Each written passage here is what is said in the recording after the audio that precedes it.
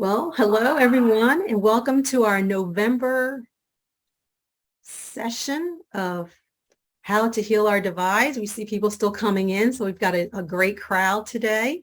And we're going to talk about Brian's book. Hopefully everyone's familiar with that, How to Heal Our Divides. It's written by, compiled by Brian as well as Adam Thomas. And this has been a year-long series. We're really winding down, but we're saving the best throughout the whole thing. I wouldn't say last, but we're almost at the end of our series. It happens every Thursday, the first Thursday of every month at noon. And we've had amazing conversations throughout the whole year, and this will be no different, I'm convinced. So I'd like to let you know that our moderator is Lindy Thompson today, and she will be speaking with Parker J. Palmer. I'm Bethanie Baker Henderson, the coordinator for the series, and we'll be discussing chapter 9 if you actually have the book. So that comes out of page 53 if you want to follow along a little bit. And there's also another book, How to Heal Our Divides, An Abundance of Opportunity. So there's a part 2 book, but December ends just the series that we've been doing, and there may be more information to come on either one of these books. So audience members, thank you so much for showing up. We are so glad to see you and have your participation. If you have a question, you can put it in the chat, and either Lindy and I will try to keep tabs on whatever is going on with hands raised or questions in the chat throughout the conversation. And I'd just like you to be introduced to Lindy. Lindy is a poet and a lyricist whose work seeks to shine fresh light and sacred truth that all people are beloved children of God. Her poetry has been published by Alive Now, Reconciling Ministries Network, and the General Commission on Religion and Race. She has written lyrics for composer Mark Miller for many choral anthems and congregational songs, including I Choose Love and Teach Me to Fly, both published by Choristers Guild. She lives in Franklin, Tennessee with her family and 3 children, and they're active members in the Christ UMC Church. She blogs her poetry at lindythompson.net and posts information and updates on Facebook at Lindy Thompson Writes. So thank you so much for joining us today, Lindy, and hope you will enjoy your conversation. I'm sure you will. Handing it over to you. Thank you. Appreciate the introduction. Well, I am super excited to talk to Parker Palmer, whom I have admired for many, many years. Parker Palmer is a writer, speaker, and activist who focuses on issues in education, community, leadership, spirituality, and social change. He is founder and senior partner emeritus of the Center for Courage and Renewal. He is the author of 10 books, including several award-winning titles that have sold nearly 2 million copies and been translated into 10 languages. He contributed a chapter to the How to Heal Our Divides book called Healing Our Divides from the Inside Out. I'm deeply honored to be speaking with him about this chapter today. Welcome, Parker. Thanks so much, Lindy, and I'm deeply honored to be here with you and all the other good folks on the call. Thank you. So how did you come to be involved in this project? By happy accident, I think. Brian had read some of my stuff and we had talked, and he invited me to participate in this, maybe partly because back in 2011, I wrote a book called Healing the Heart of Democracy. The courage to create a politics worthy of the human spirit. That sometimes seems like a pretty far-fetched aspiration, but I think far-fetched aspirations pull us along towards things we need to do.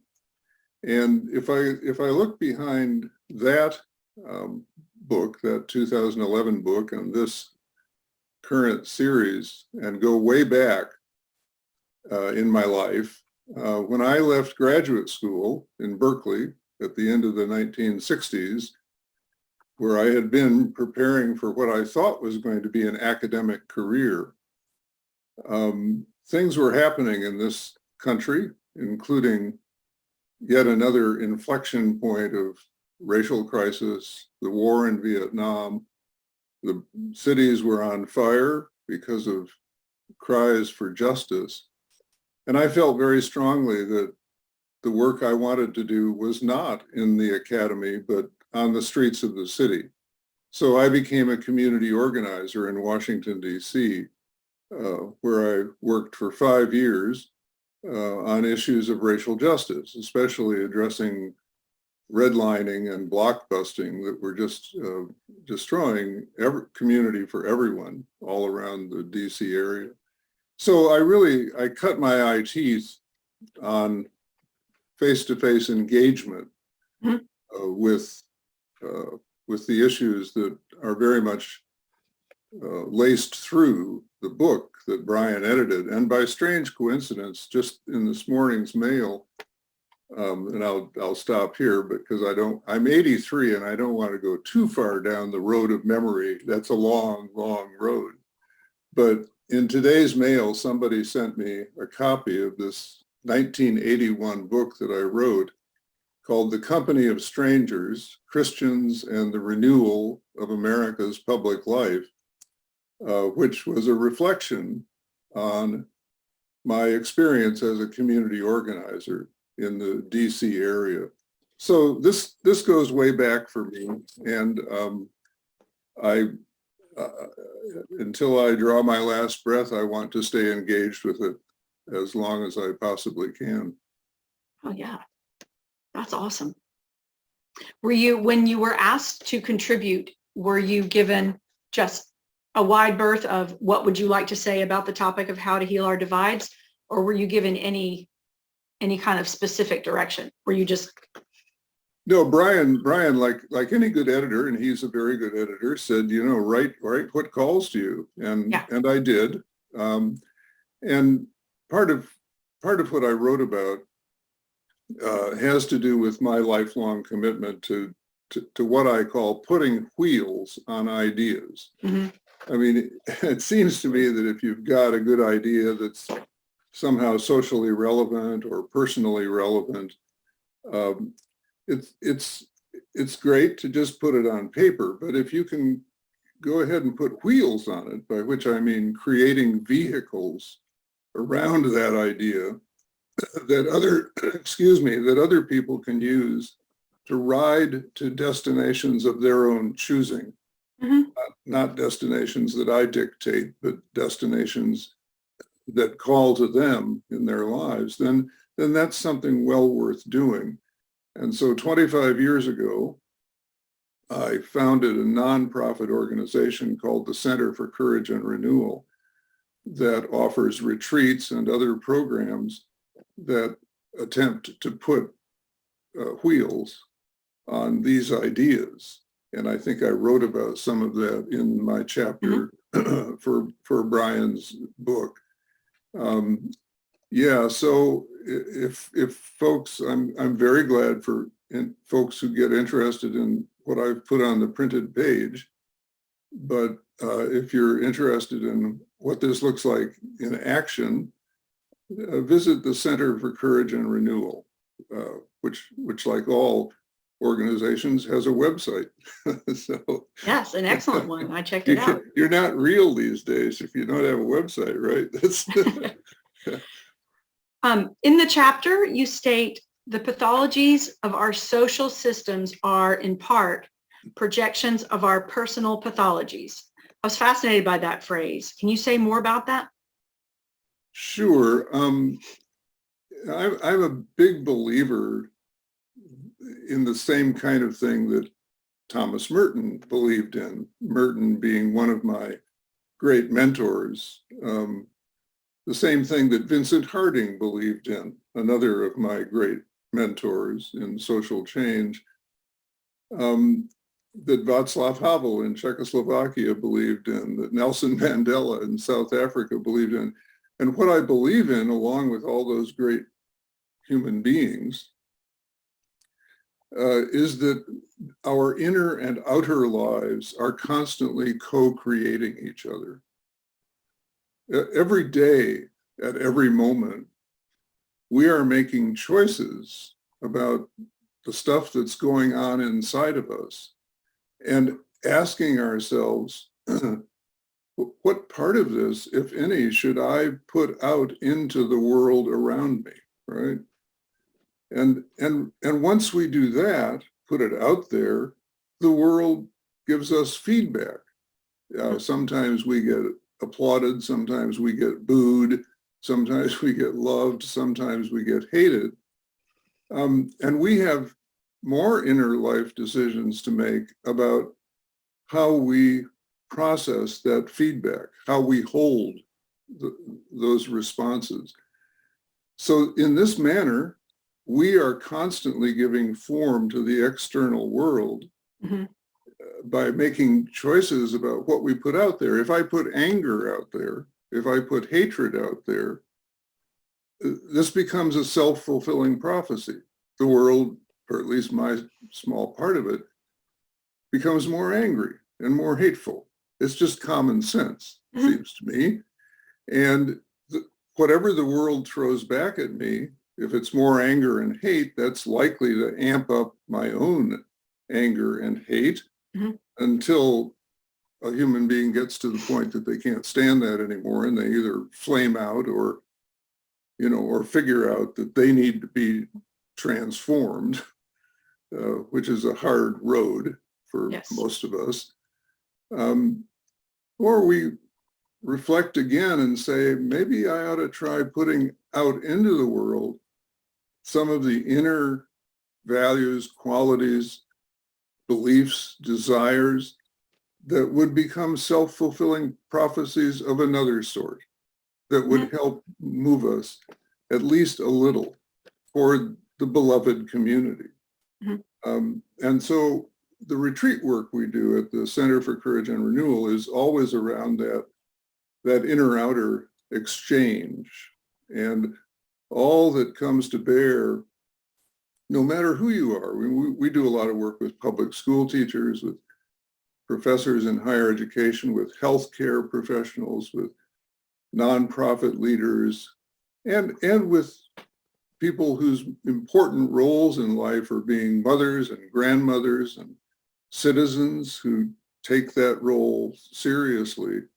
We do a lot of work around helping those folks reflect on this exchange as it goes on in their own lives. So the ultimate question becomes, as we engage in this inner-outer exchange, every moment of our lives, whether it's on a tiny, tiny stage like the 2 or 3 people that we live with, or on a much larger public stage of the sort that a writer or a leader has, a pastor, whatever, or even somebody who's running a Facebook page that reaches several hundred friends, we have choices to make about what kind of world we want to build, because we're going to build whatever is dominant within us. And that's not always good stuff. I mean, I'm a Quaker. Some folks will know something about the Quaker tradition and our commitment to nonviolent social change and our longtime involvement in various movements for justice.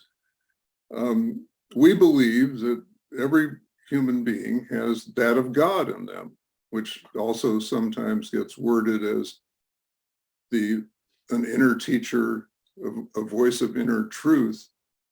But that's not the only voice we have within us. We have voices of greed. We have voices of jealousy. We have voices of competition. And, I'll just get the biggest slice of the pie I can get, and the devil take the hindmost when it comes to other people. So again, that's the arena of inward decision making, which I think you do partly in solitude. I'm a big advocate of what Howard Thurman sometimes called stillness, or sometimes silence, maybe the more common word. I like stillness a lot. And I'm a big fan of community communities of discernment where people sit together and sort and sift what's going on inside in ways that allow them to make the most discerning choices. Now, there's a lot to be said about that kind of community. It's not the kind of community that I'm afraid we have too much of in this country, where people say, we know how you ought to be living. So you can be part of this community if you believe what we believe, like the music we like, hold our attitudes and beliefs, dress like us, walk like us, and talk like us. That's not the kind of community of discernment that I have in mind.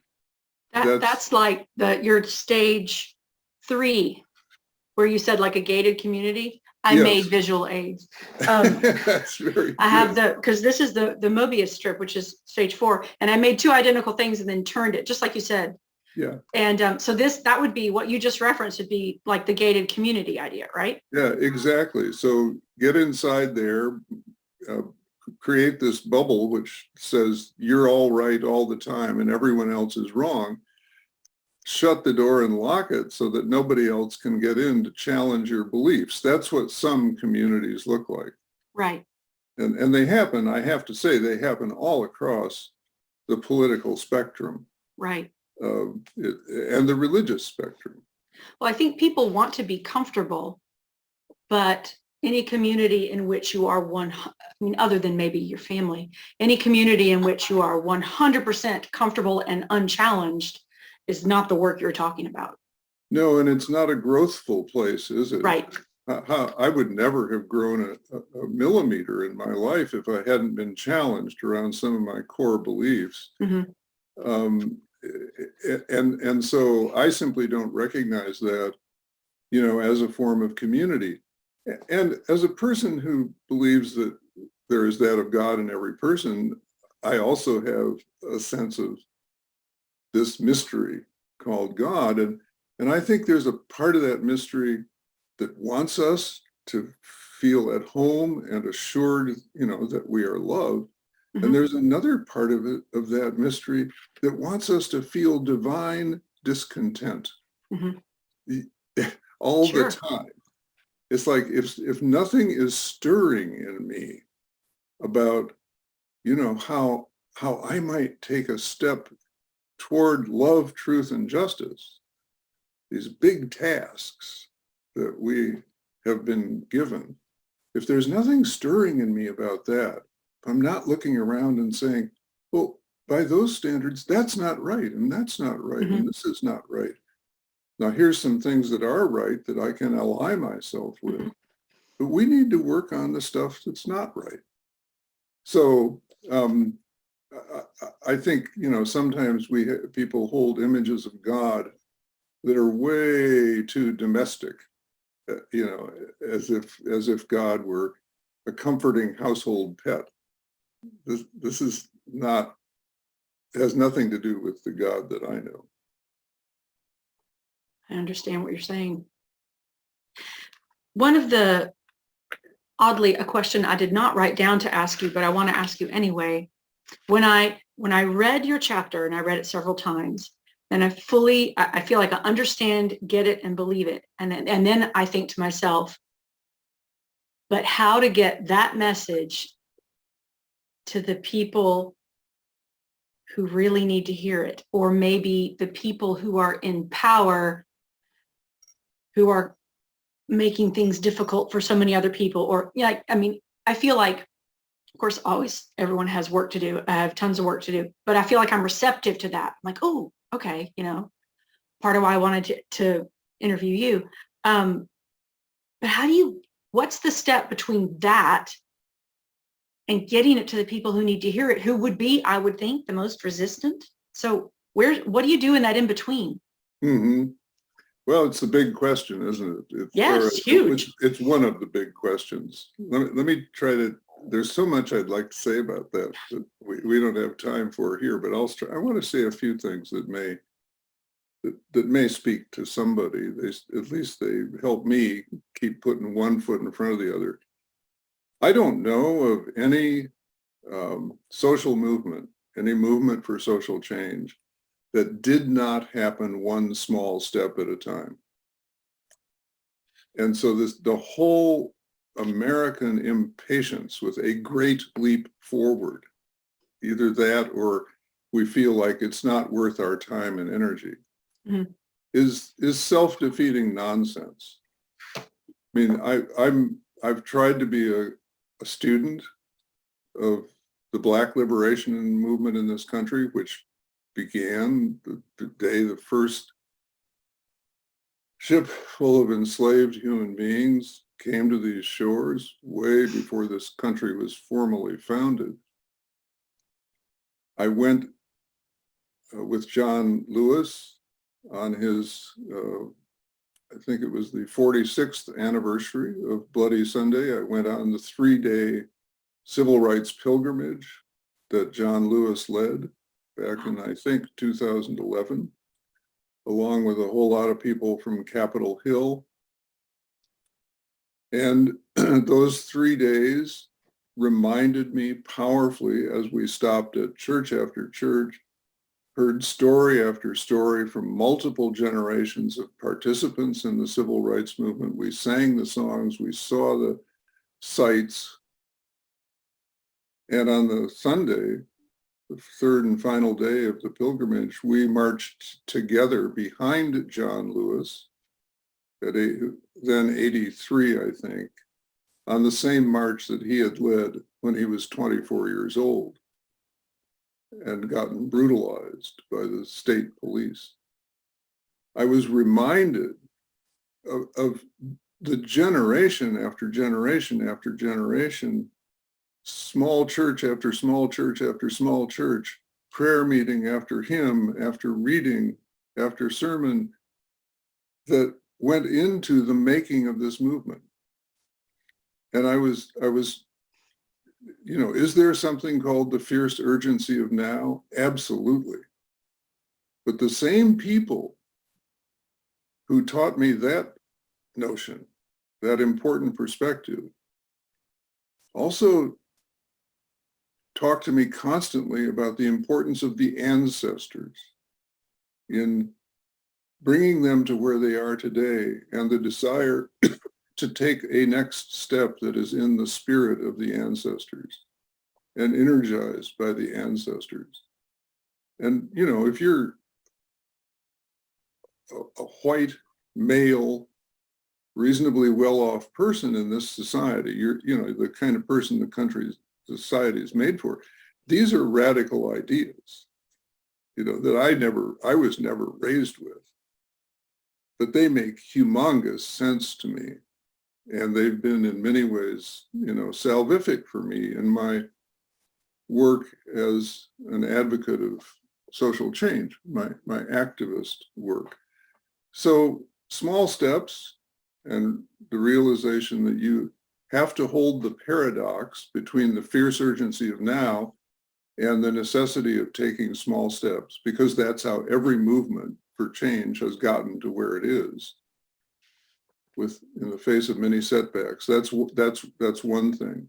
The next thing is when we, and I'm talking now about the folks who are convicted or convinced along the lines that I'm talking about, when we go out to try to implement change, I think we way too often reach for the farthest out concentric circle from our lives, the least reachable, as if we can't get them, this isn't worth it. Mm-hmm. And of course, we can't get them. Right. So you have to ask, if you find yourself making this mistake of reaching for, you know, not the next concentric circle most adjacent to you, but the one that's 14 rings out there, you know, where the conspiracy theorists live. Right. You have to ask yourself, why am I doing that? Am I trying to prove that this is impossible so I won't have to do it? And that's an interesting twist in human psychology, right? When we do hard stuff, we sometimes make it even harder than it has to be, as a way of saying, yeah, I'm just going to give up and, you know, tend Mhm. my garden. Mhm. So you don't do that. You reach for what's closest to you. Maybe it's a family member with whom you could potentially have a conversation Mhm. that might draw on familial bonds of affection, even though the political views are quite different from one another, let us say politely. Um, you might do that with a neighbor. You might even find in reaching out to folks close at hand that you've misunderstood what they stand for or what they believe in all Mhm. along. There's an old axiom that, and this is yet another thing I think we have to keep in mind in this kind of work. There's an old axiom that the more you know about another person's story, life story, the less possible it is to hate, Oh, yeah. reject, dismiss, or just want to ignore and forget about that person. Oh, yeah. Our life stories are compelling. And so I don't begin these conversations, even with close in folks. I don't begin them with, okay, who are you going to vote for? And what is your stand on this or that issue? I begin with, I'm really interested in you as a human being. Tell me some things about your story.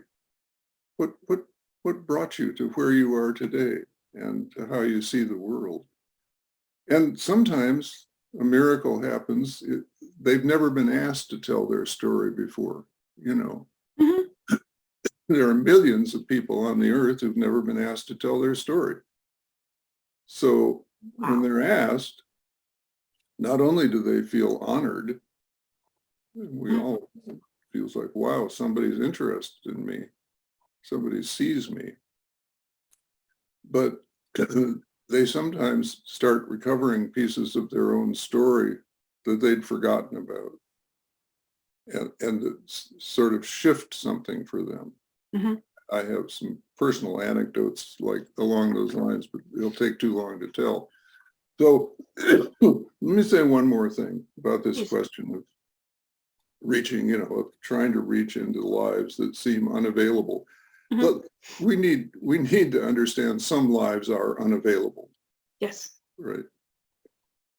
Um, it's really hard, for example, to find a major politician who actually has the freedom or the power to respond directly to a personal appeal, Mhm. because everything they do and all the money they get to do it, I'm talking about campaign money, is dictated by polling data, advisors, the constraints of party politics, et cetera, et cetera. So that's okay, because what we need to reach are not the positional leaders. We need to reach we the people. And we are embedded among we the people. I have a good friend that I work with down at Emory University named Greg Ellison, who works on a project called Fearless Dialogues. And Greg has this great story that he tells, and he's implemented it then in his work as a Black activist and theologian, about his grandmother, who one Sunday morning out on the front porch, I think in Georgia, in the country, sensed that Greg was really, really getting impatient as a 10 or 12-year-old about how hard it was to change the world. And his grandma wisely said, Greg, I want you to remember something. You can't change the world. But what you can change is what's ever within 3 feet or so of where you stand. You can change this conversation right now, Mhm. what you say and what you do. So in his workshops, in his social change workshops, which are filled with these eager young activists who want to change the world, he becomes sort of grandpa to them. He gives them, after a lot of training, he hands out a 3-foot yardstick length sort of tape measure. And he says, I want you to just roll this up and keep it in your pocket. And the next time you get frustrated, I want you to pull it out and just stretch it out in every direction and ask yourself, okay, what can I work with within this radius? I mean, for me, right at this very moment, I mean, we're connecting in some ways across vast distances on this Zoom call, right? Yeah. But that screen with all y'all's pictures on it and names is within 3 feet of where I sit. Yes. It's probably just 1.5 feet from where I sit. Exactly. So maybe I can change something within 3 feet of where I am right now, or at least I can join hands and hearts and minds with some people who are not only where I am, but way farther down the road. Mm-hmm. So, and then I can say, teach me. I want to learn. Well, in your 3 feet adjacent to somebody else's 3 feet, adjacent to somebody else's 3 feet, I mean, we have no idea what the positive ripples are of the things we do. Exactly. And pretty soon we've taken care of Toledo, That is a really encouraging word, and I am absolutely going to get some kind of 3 foot something to carry around. That's brilliant. I love that. Check out Greg Ellison online with Fearless Dialogues. There's a book about it. I think I wrote the foreword for it, and he's just a great teacher and guy. I will. That's awesome. Cool. So after reading your chapter, and these are sort of similar of what we've been talking about, but after reading your chapter, it made me think of one of my personal favorite wisdom quotes, and it's from the Gospel of Thomas, and it's attributed to Jesus. You probably know it. If you bring forth that what is within you, what you bring forth will save you. If you do not bring forth what is within you, what you do not bring forth will destroy you.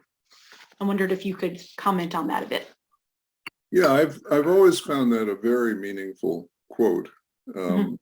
Whoever said it was onto something. And I'll give you a personal example that kind of takes me a little deeper into my own life story.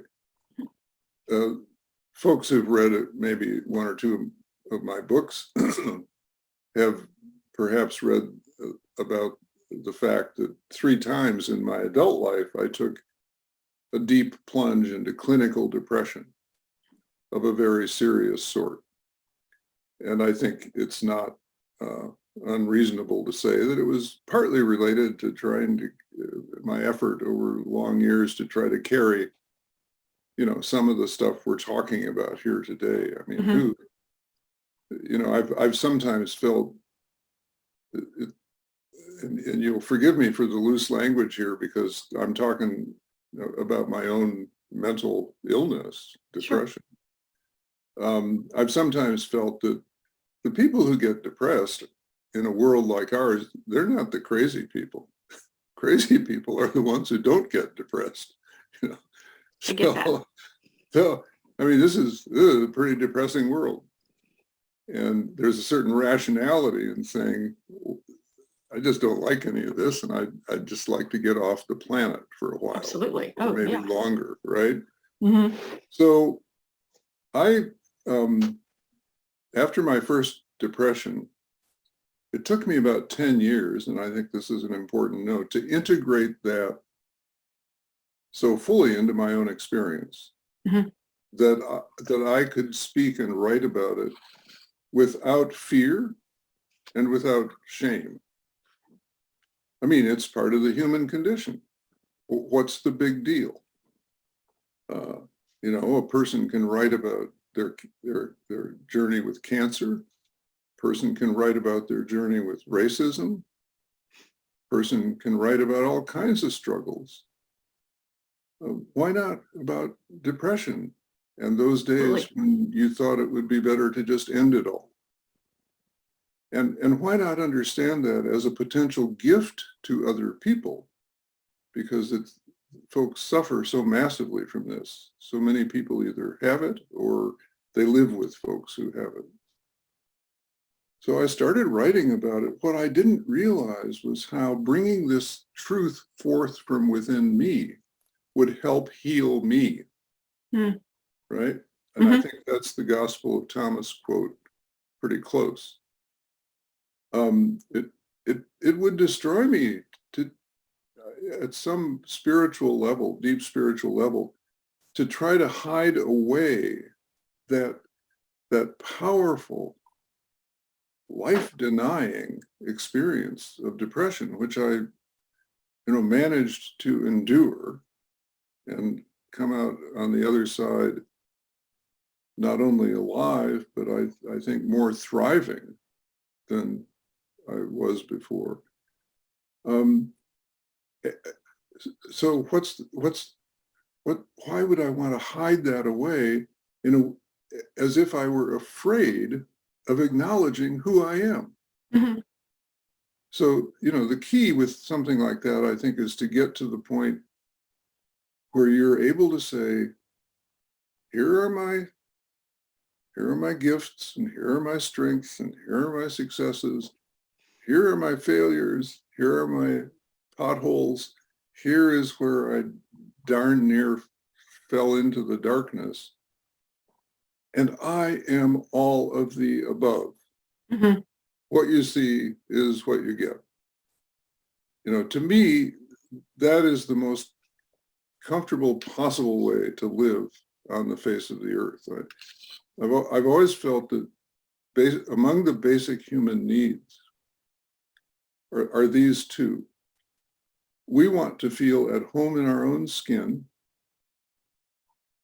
And so I've told you part of the story of me coming to be at home in my own skin. And we want to feel at home on the face of a very complicated planet. And the two go hand in hand.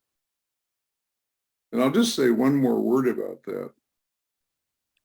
At 83, you think about mortality, which actually is the ignition point for a lot of the world religions, right? A lot of the world religions emerge out of a desire to help people deal with the fact of mortality, finitude. At 83, you think about these things more than I did at 53 or 33 or 13. Right. And here's a conclusion I've come to. I can't imagine painful ways to die. I've seen people close to me die painfully. But I can't imagine a sadder way to die than with a last-minute recognition that I never showed up on the face of this earth as myself, as who I really am. I can't imagine a sadder way to die than that. With the feeling that I wasted all those years and never brought forth the only gift I have to give, which is the gift of self and my experience and how I've tried to hold it. That's all I've got. Forget about the degrees, forget about the technical skills, forget about the fact that I know how to type about 22 words a minute. That stuff doesn't count. What counts is the gift of self that I'm willing and able to give. And I feel like if I can say at the end of the road that to the best of my ability, with all of my limitations, I gave the gift of myself. I think I can check out with a sense of that I did okay, with my life. Oh, yes. I love that. And it makes a ton of sense. It echoes Henry Nouwen's concept of a wounded healer. Yeah. Absolutely. Yeah. Yeah. And that is what we have to offer each other. And it's kind of, what your chapter is about is us offering ourselves to each other in an authentic way that spreads the ripples, you know. Right. If only we knew the stories. I was thinking this just as I was writing something just this morning, and I've said this, so I won't repeat it too many times, but I was thinking this morning about a conversation that I need to have, and how the question I want to ask going in is not who are you going to vote for next Tuesday, but what are your fondest hopes and most worrisome fears? Just cut to the chase. And that's about respecting the person who is much more than a bag of political opinions. And it's about drawing closer to that true self. Absolutely. I have one more sort of sidestepping question that I particularly would like to understand about something that you said in the chapter. You wrote, "This is not about recovering the inner child. It's about growing up." And I would like to understand what that means and what the difference is that you intend there.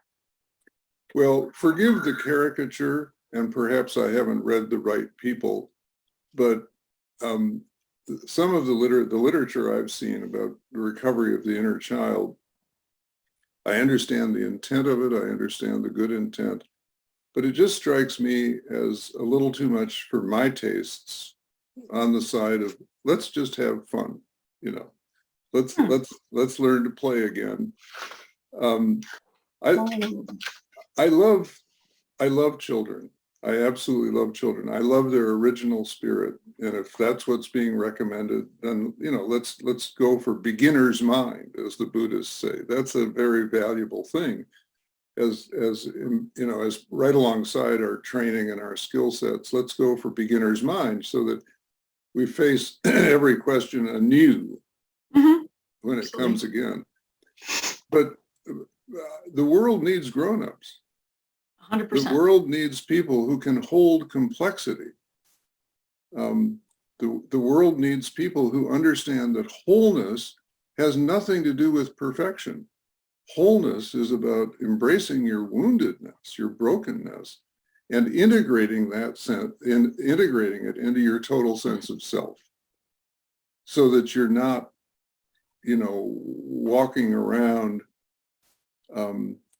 as if you were less than someone who's got it all together. Sure. I don't think I'll ever get it all together until I'm in the box, or whatever they're going to do with me. That thought again of mortality is clarifying. Sure. And it's why some of the great religious leaders have said, daily keep your death before your eyes. That it absolutely illumines how you want to be living. And I frankly, this is just a gut level response, which someone may want to critique, but when I look around at our world today, not just this country, but globally, and I see all the suffering, and then I watch certain politicians gleefully insulting their enemies and putting obstacles up to every effort at social reform as if it were an advancement, and laughing about it, behind their sleeves. It feels to me like, like Nero is fiddling while Rome burns. It feels to me like demented 60, 70, 80-year-old children playing on the ashes. Yeah. And it's ugly. So the highest compliment I feel able to, that I sometimes give when a person when we're in a situation where a person really comes through in a way that just kind of knocks me down, is I just like to say, man, you're a real grown-up. That's just my gut response. No, absolutely. You're That a real makes grown-up. that makes perfect sense. I have a writing I did of my own where I talk about all the girls that were me holding hands, and that everyone is welcome, and that no one need hang their head in shame. And when I think inner child, I think that's what I'm thinking, more about like not loathing any part of yourself, kind of what you talked about when you're talking about your own depression, and that it's part of you. Mm-hmm. My own story, anyone's story, not scorning or loathing those parts of you. Do you know what I mean? That everyone is welcome, including the young ones who were stupid, if you will. So that's kind of what I think of when I thought of inner child. So that is why I didn't understand your phrase. No, I understand. Language is slippery, and sometimes I don't quite hit the mark. Oh no, I think I knew you. I agree with what you said. It makes perfect sense. And yes, I think to be considered a grown-up, or at least well on your way, is an enormous compliment. I like that. I like that modification. Well on your way. So, which is another way of saying God ain't finished with me yet. And precisely. This, I hope, is true. Exactly. Bethany, were there any particular questions that we might need to address? Did anyone on the Zoom have a question they'd like to ask Parker?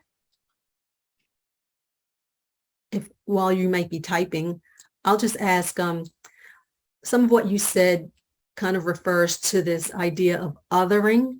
And I wonder, it seems to be a real part of not only of our culture, but of ourselves, and how it plays out in sports and things like that. So it's kind of just something that's a part of us. How do we kind of go beyond that? Because it's gotten to a very dangerous place in our society.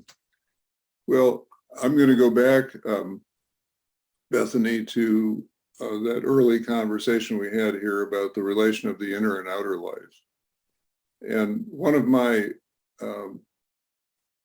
sadnesses and critiques of what goes on in this society is that there are way too many religious and educational institutions that are not helping young people do something that they really need help in doing. And that's the inner life examination that leads to all of this external pathology. So one thing that we know about othering is that whatever it is that a person is deeply uncomfortable with or hasn't yet reckoned with in themselves gets projected on the other. It's also called scapegoating. And, that happens with race, that happens with gender identity and sexual orientation. It's happening all over the place, and it's ugly. But, we need laws, and we certainly need government officials that don't feed those fires. We should be devoted to getting out of office as many such people as possible. That's a practical external world task. Mm-hmm. But our religious communities and our educational institutions have ongoing opportunities to help young people as they grow up. And this includes college students for sure. Live into, and you don't even have to be a religious person to do this, the traditions of higher education are rooted in a guy named Socrates who said the unexamined life is not worth living. You don't need to quote Jesus or Buddha or Moses. Socrates will do. The unexamined life is not worth living. And when I talk about these things, and have done for years in higher education, I say, I have a corollary to Socrates' axiom. And Palmer's corollary to Socrates is, if you choose to live an unexamined life, please do not take a job that involves other people, because you are going to do damage. I wish theological seminaries would teach that. I wish grade school through higher ed would teach that. I've done work in this field. I wish medical education would help doctors realize that they need to bring their whole selves to their practice, because we have clinical evidence that shows that that results in more profound healing. When people feel their doctor is not a robot who's simply administering treatments, but a human being with whom to engage, that's a formula for healing. So, yeah, I think there's a practical agenda involved here, and not just a hope or a wish.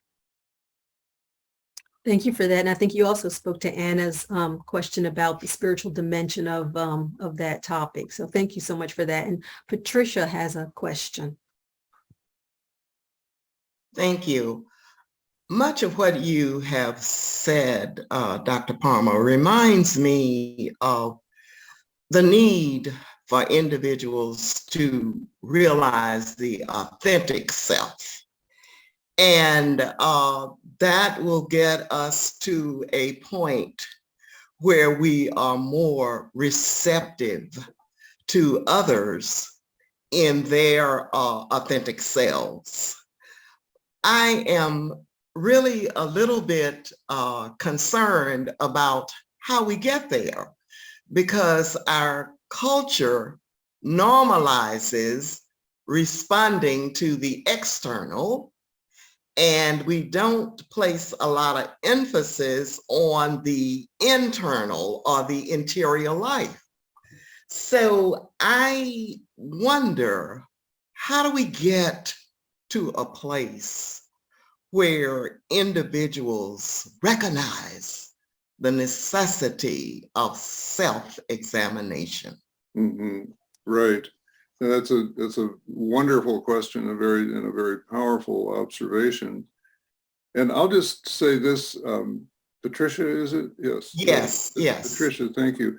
I'll just say this for myself. So I've spent the bulk of my adult life, or a big stream in the work of my adult life, working with educational institutions and religious institutions, with the leaders of those places, teachers, for example, and school administrators, including theological education, around this very question, urging them, cajoling them, insisting that they help their students learn something about examining their inner lives, about becoming more discerning about what's going on inside of them.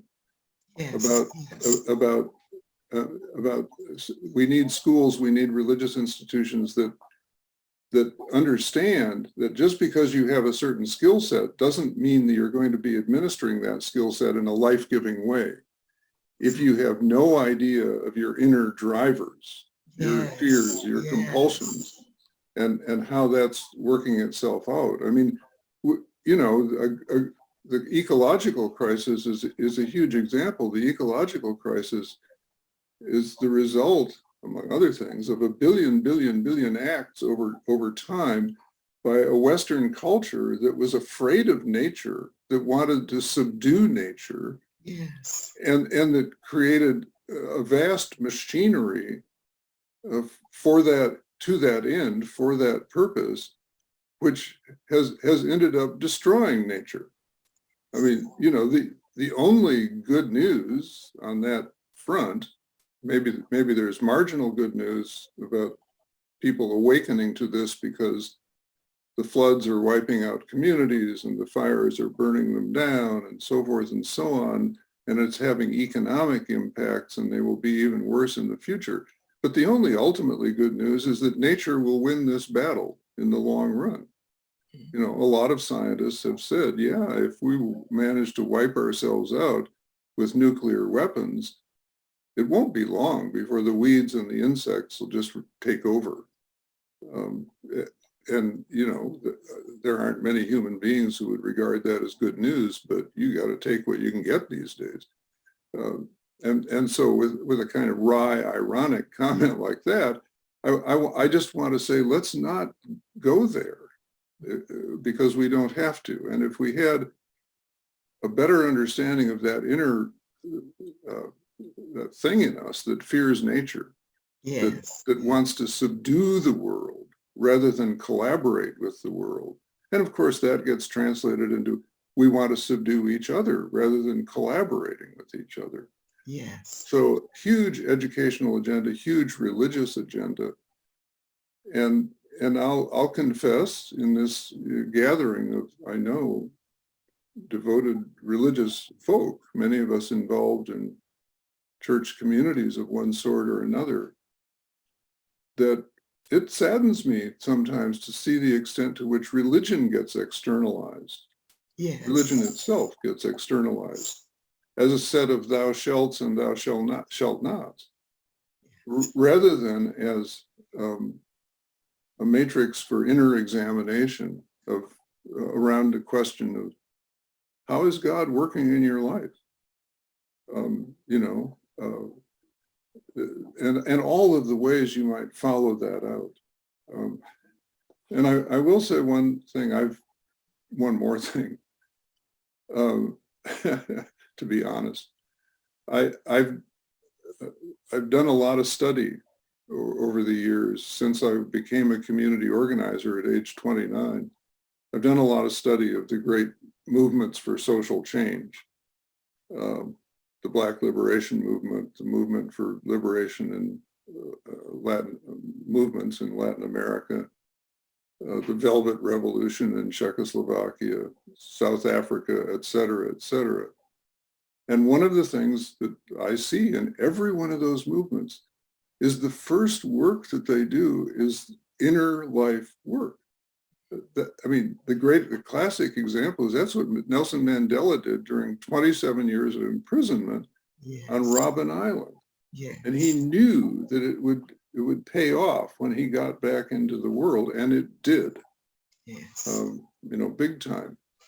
So, of course, oppressed people would major in inner life issues because the outer world isn't working for them. Mm-hmm. The outer world is crushing them. The outer world is where the oppression is coming from. And so you find your degrees of freedom, you find your liberation inwardly, and then you manifest that in the world through words and actions and courage.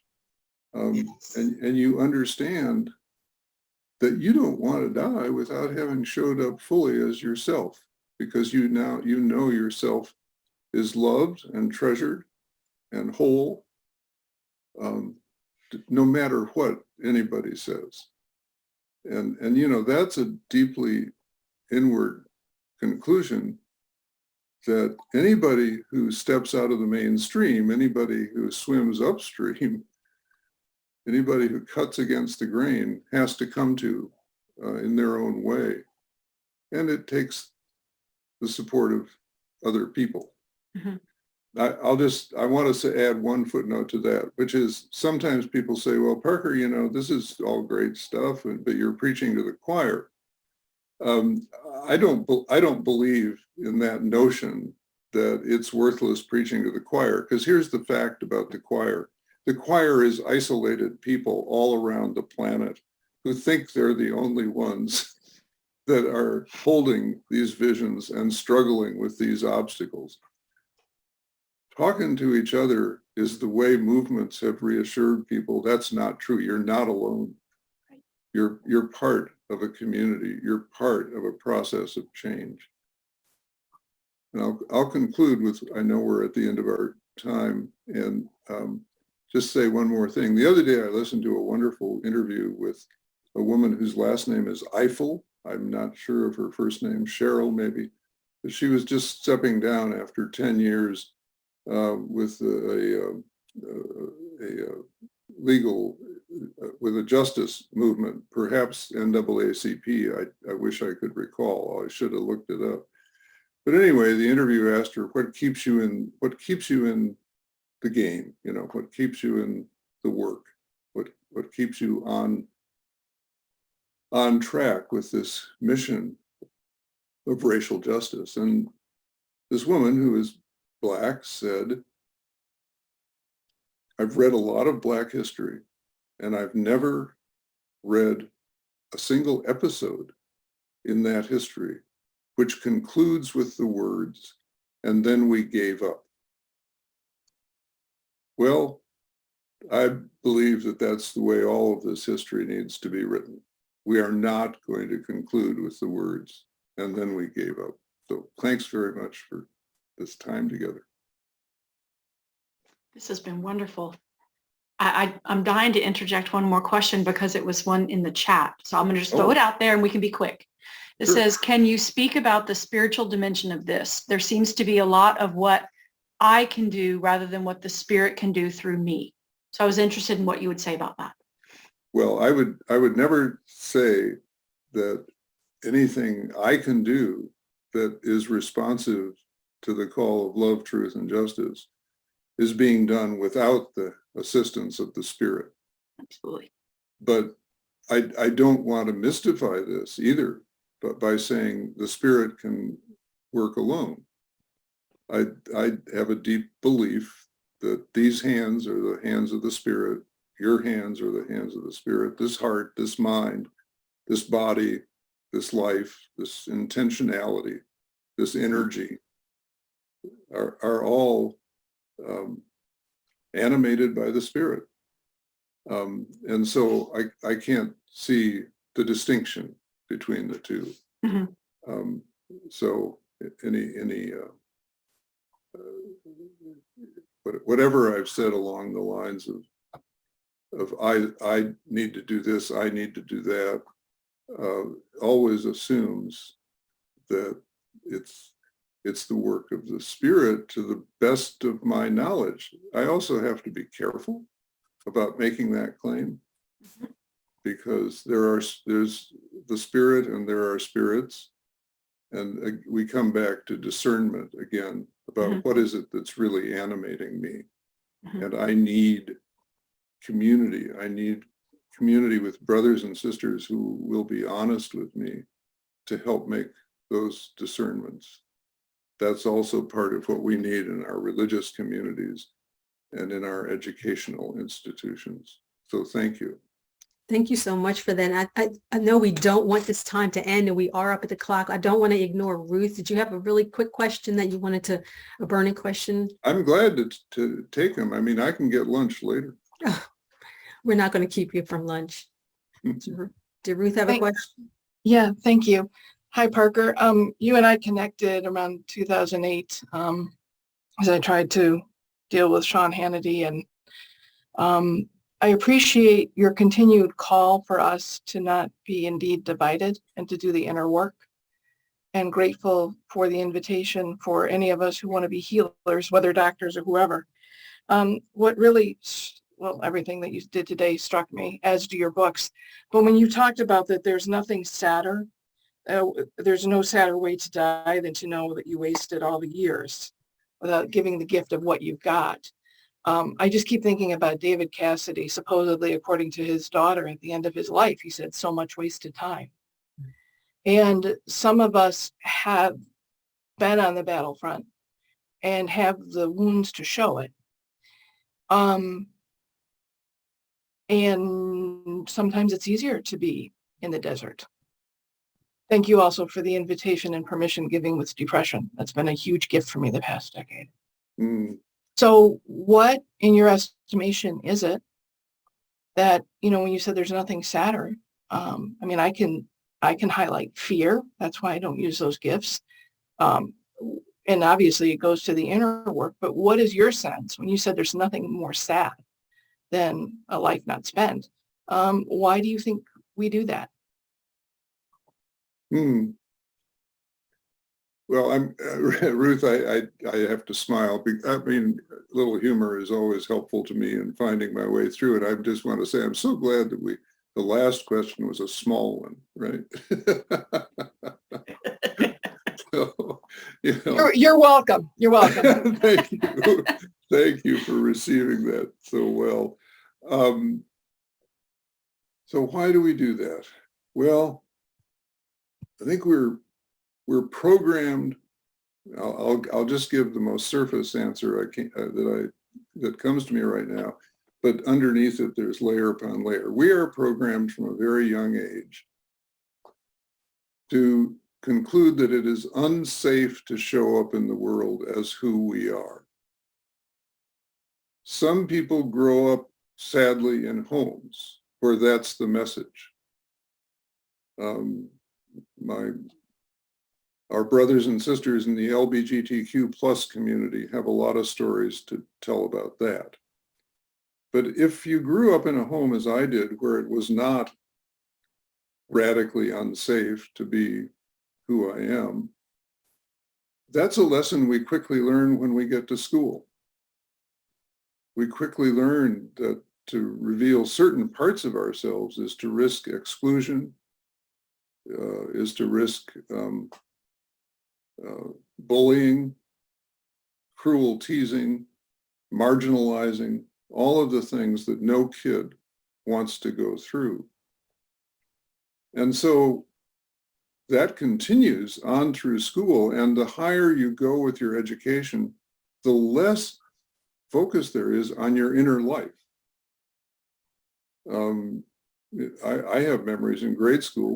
We did some work around values and commitments and aspirations and so forth, and at the grade school level. But by the time I got to Berkeley to do a PhD in sociology, the one I finished in 1969, nobody ever asked me anything about my inner life. That was work I had to do all on my lonesome. And then with some other people whom I discovered as a small form of community to help me keep those questions alive. So, you know, most of us go into our 20s and 30s without having done any serious reflection on this divided life that we're living, where we hold, believe, feel, experience one thing on the inside, but on the outside, we're behaving and speaking in a completely different way. And then, you know, if you discover that, you then have to have, I think, the courage to say, yeah, I'll take a first step on that long road to living divided no more, to bringing the inner and outer back together. And I'll keep taking those steps as long as it takes. And it turns out it takes the rest of your life. Because every day, there's a threat to you showing up as who you are. I mean, everybody has a version of this. This is not the most serious version I experienced, but I'll just give it as an example. When I express myself politically and forthrightly these days, I just know I'm going to get, what might you call it, reverse fan mail, saying, I heard what you said and I'll never buy one of your books again. So, you know, that's a mild, modest form of exclusion. Lots of people face a lot worse for being in the world as who they are. But we all have to make this decision to live divided no more every day of our lives. And that's the main point I wanted to make. So early programming, which somehow I think triggers this fear within us that becomes so deep that we don't dare show up as ourselves until we realize that if I don't show up as myself, I'm a dead man walking. I'm not living a real life. Thank you so much, Parker, for sharing this hour with us and for diving into your chapter contribution and helping to see how we might heal the divides that are within us.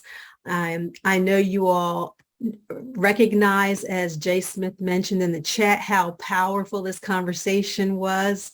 And if you want to see more conversations like this, they're on YouTube for the past year. And these conversations will go into next year also for all of 2023. So just keep coming back at noon, first Thursdays, and just soak up all the insightful wisdom that keeps coming out of these discussions. So thank you so much for joining us. Parker, really appreciate your time. Lindy, thank you for your moderation, all the great Absolutely. questions you came up with. Audience, your participation makes this whole discussion better. And please join us next month for December 1st at noon. We'll speak with Lori Erickson and Amy Julia Becker. So until then, have a wonderful afternoon, and we'll see you then. Thank you. Bye-bye.